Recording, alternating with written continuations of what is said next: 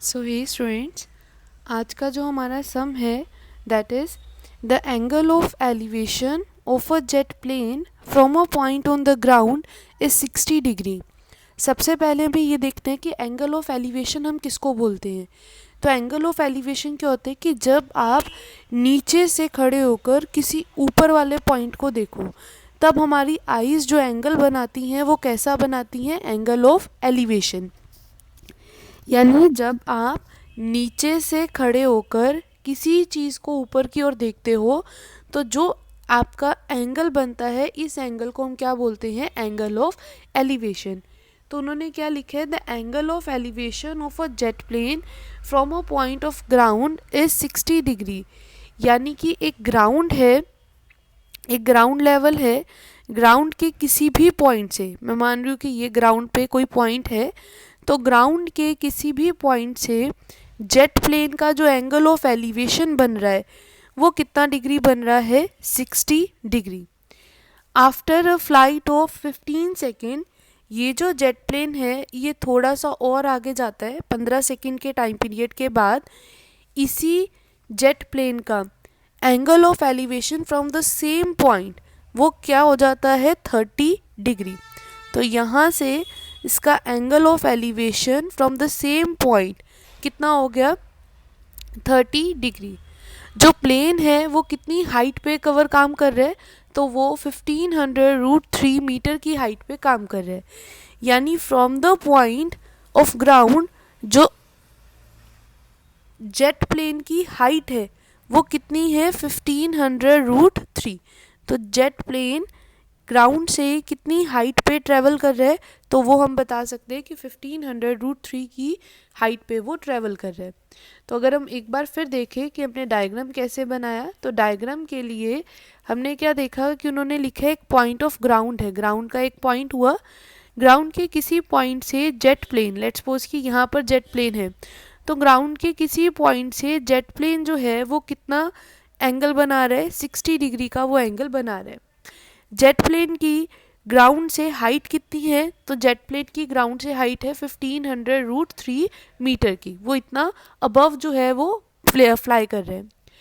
अब इसके बाद क्या होता है कि ये जेट प्लेन 15 सेकेंड तक और ट्रेवल करता है, और आफ्टर 15 सेकेंड इसका जो यहाँ से एंगल ऑफ एलिवेशन बनता है from the point with the ground, तो यहाँ से उसका जो एंगल ऑफ एलिवेशन बना वो कितना बना है, 30 डिग्री।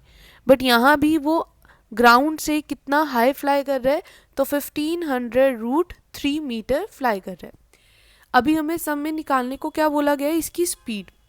तो स्पीड के लिए हमारे पास फॉर्मूला क्या रहता है, distance upon time. Speed is equals to distance upon time.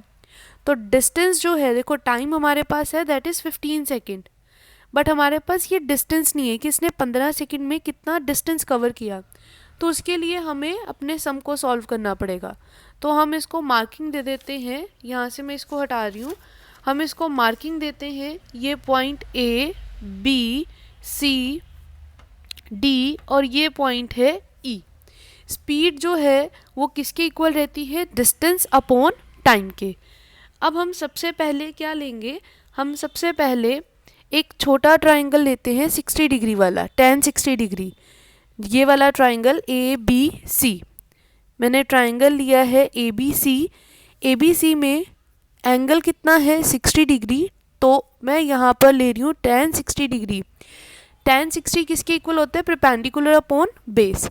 Perpendicular मेरे पास कितना है, 1500√3, और बेस जो है वो क्या होएगा, बी सी।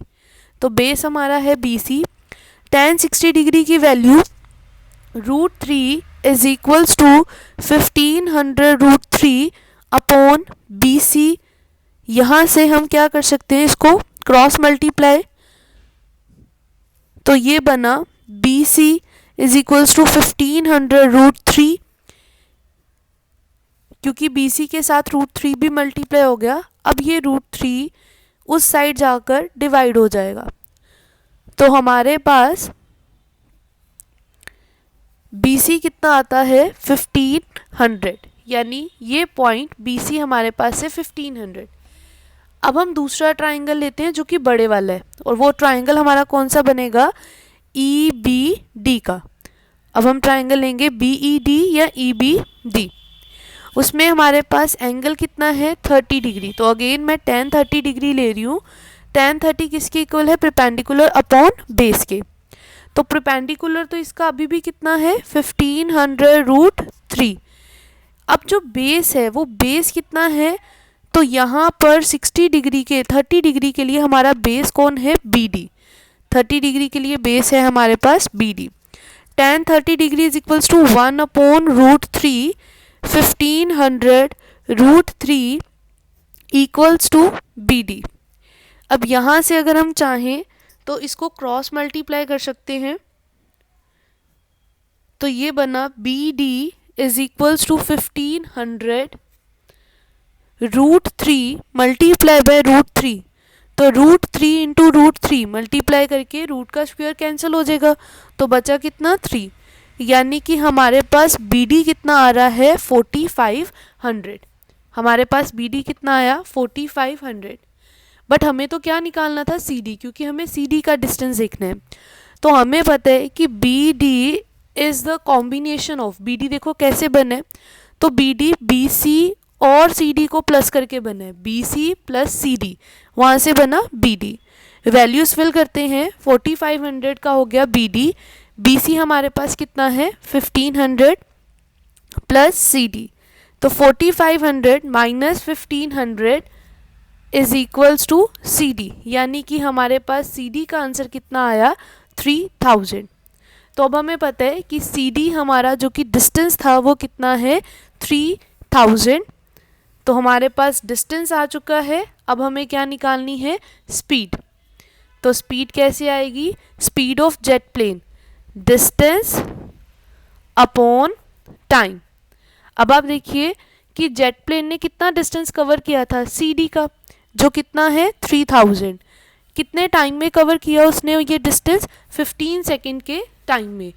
तो इसकी कटिंग करके हमारे पास आंसर कितना आएगा 200, यानी उसकी स्पीड कितनी है 200। इसके यूनिट्स का ध्यान रखिएगा। हमारी जो हाइट थी, डिस्टेंस जो था वो किस में है, मीटर में, स्पीड किस में है, सेकंड में, टाइम सॉरी किस में है, सेकंड में। तो हमारे पास स्पीड क्यों आएगी, मीटर पर सेकंड, क्योंकि डिस्टेंस जो था वो मीटर में है और टाइम जो है वो सेकंड्स में दे रखा है। इस वजह से हमारी स्पीड कैसी रहेगी 200 मीटर पर सेकंड।